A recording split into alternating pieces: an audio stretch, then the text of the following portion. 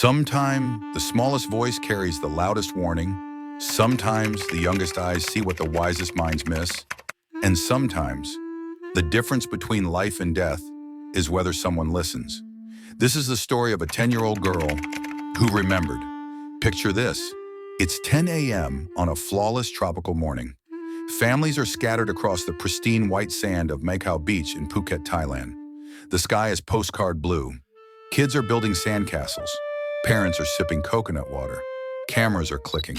Among them is 10-year-old Tilly Smith from Surrey, England, walking barefoot with her family. Everything looks perfect. The world felt safe, ordinary. But far beneath the Indian Ocean, the earth had already shifted. One of the deadliest tsunamis in human history was on its way. This isn't just a story about a natural disaster. It's about why fresh eyes often see what experienced minds miss. And by the end, you'll be asking yourself, what warning signs am I ignoring in my own life? 2 weeks earlier, in Surrey, England, in a geography classroom, 10-year-old Tilly Smith was seated at her desk while her teacher, Andrew Kearney, played a grainy educational video about tsunamis. The footage shows something crucial. Before a tsunami strikes, the ocean pulls back dramatically, exposing the seabed. Most kids watch, most kids forget, but Tilly doesn't. She had no idea that in 2 weeks, this single piece of information would determine whether over 100 strangers would ever see home again. Tilly wasn't the only person on that beach who had heard about tsunamis. Many adults there had watched documentaries, read National Geographic articles, even studied natural disasters. Some probably knew more technical details than she did. So why was a 10-year-old the only one who recognized the danger? December 26th, at around 10 a.m., something extraordinary starts happening at Macau Beach. The waves don't just calm down, they begin retreating, fast. The water pulls back so far that the entire seabed becomes visible. Fish are flopping helplessly on wet sand. Shells and coral that should be underwater are suddenly exposed. A strange, unsettling hissing sound fills the air. What do you think most people did? They grabbed their cameras. Some laughed. Others called it amazing, fascinating, not frightening. But not Tilly. Her chest tightened, her pulse hammered. She tugged at her mother's arm. "Mom, something's wrong with the sea." Her mother blinked, confused. "What do you mean, sweetheart?" Tilly pointed frantically. "The water, it's pulling back. This isn't normal." Her mother frowned. "So what if it's pulling back?" Tilly's voice shook, but her words were sharp as glass. "No, Mom, I remember this from school. When the sea disappears like that, it means a tsunami is coming. We have to leave." Now pause the video for a second. Be honest.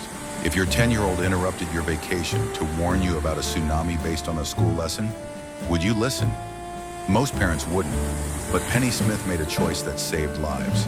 She shouted to her husband, Colin. Colin's eyes widened as he scanned the retreating shoreline, and then he did something extraordinary. He started running toward other tourists. "Get off the beach, now! The water's pulling back. It's a tsunami!" Picture the scene. A British man running across a Thai beach, shouting about a tsunami while everyone else is taking photos. It wasn't just Colin shouting anymore. The hotel staff at the JW Marriott dropped everything. A cook, still holding his ladle, ran through the sand yelling warnings. A bellboy abandoned his luggage cart and began waving frantically at tourists.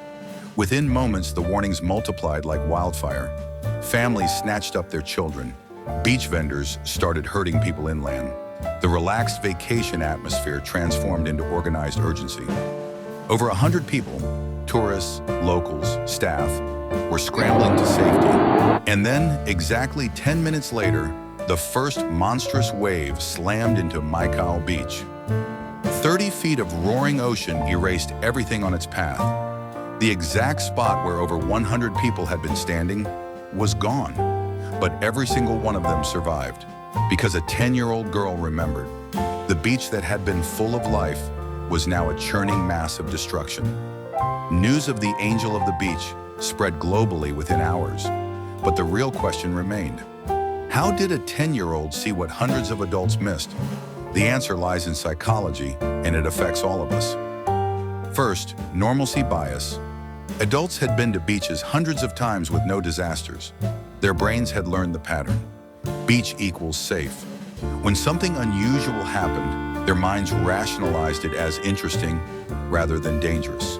Tilly's brain had no such pattern. To her, unusual meant exactly that, unusual. Second, social proof.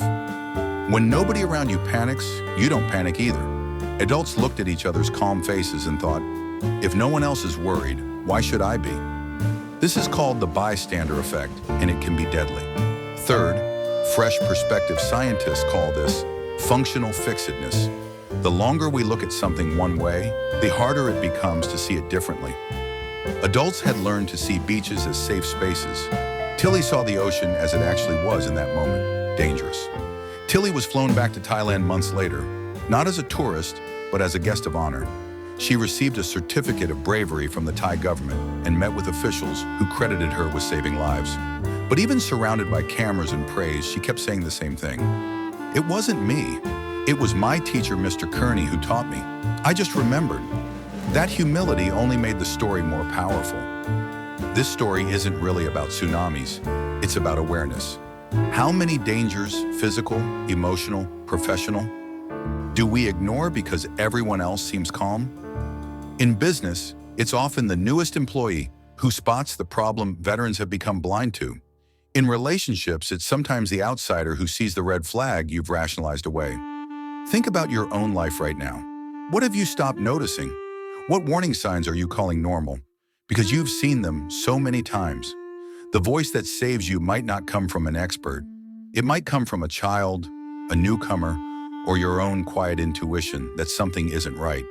The question is, will you listen? Tilly Smith saved over 100 lives, not despite her age, but because of it. She hadn't learned to stop seeing clearly. What warning signs in your own life are you dismissing as normal? Drop a comment below. Your observation might help someone else recognize something important. If this story changed how you think about listening to unexpected voices, hit that like button and subscribe for more stories that challenge what we think we know about wisdom and awareness. Next week, we're exploring why the smartest person in the room often makes the most dangerous mistakes. You won't want to miss it. Remember, sometimes the smallest voice isn't small at all. It is the one that saves us.